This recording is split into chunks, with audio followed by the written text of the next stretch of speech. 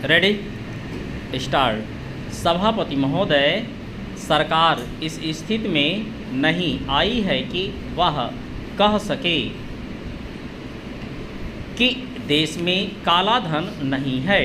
काले धन को निकालने के और प्रयत्न होने चाहिए, लेकिन उसके साथ इस दिशा में भी कदम उठाए जाएं कि ऐसे कामों पर रोक लगाई जाए जिससे लोगों को काला धन कमाने का अवसर ही ना मिले। आज हमारे देश के विभिन्न प्रदेशों और क्षेत्रों की स्थिति में बड़ा अंतर है। इस अंतर को समाप्त किया जाना चाहिए। मुझे आशा है कि वित्त मंत्री महोदय मेरे इन सुझावों पर अवश्य ध्यान देंगे। कल मैं वित्त मंत्री जी को बता रहा था कि आप एक तरफ से नए नए कर लगाकर खजाने को भरने की कोशिश कर रहे हैं और दूसरी तरफ आपके विभाग उस खजाने में छेद कर रुपया निकाल रहे हैं। इस तरफ उनका ध्यान जाना चाहिए। मैंने इस संबंध में एक उदाहरण दिया था कि एक लंबी चौड़ी सड़क पर एक ही तरह का काम होने वाला था। एक ठेकेदार ने 4 लाख रुपए प्रति मील और दूसरे ठेकेदार ने 10 लाख रुपए प्रति मील के हिसाब से रुपया मांगा। जब मंत्री महोदय के सामने यह चीज़ लाई गई तो इस बात की जांच हुई जिसमें कुछ करोड़ रुपयों की बचत हुई है। अगर सब मामलों में जांच हो जाती तो कई करोड़ रुपयों की बचत हो सकती थी।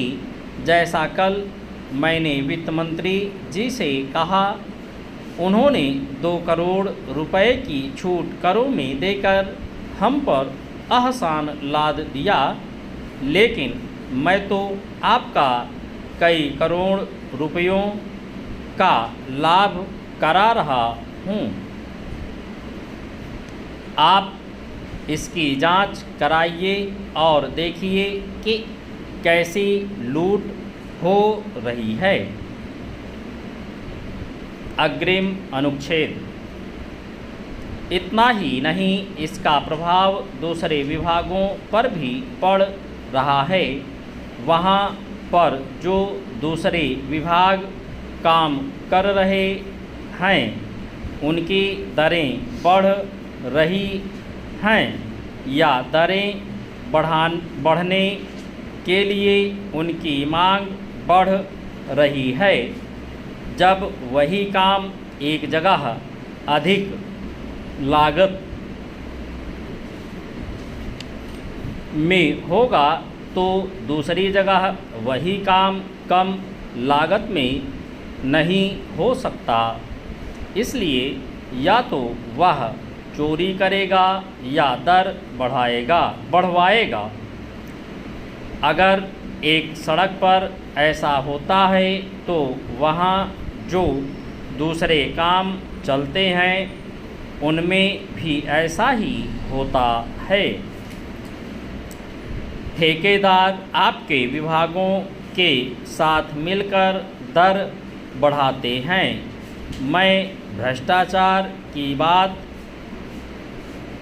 नहीं कहता हूँ, उसको ना आप बंद कर सकते हैं और ना मैं बंद कर सकता हूँ। अग्रिम अनुच्छेद। सभापति महोदय, सरकार इस स्थिति में नहीं आई है कि वह कह सके कि देश में काला धन नहीं है। काले धन को निकालने के और प्रयास होने चाहिए, लेकिन उसके साथ साथ इस दिशा में भी कदम उठाए जाएं।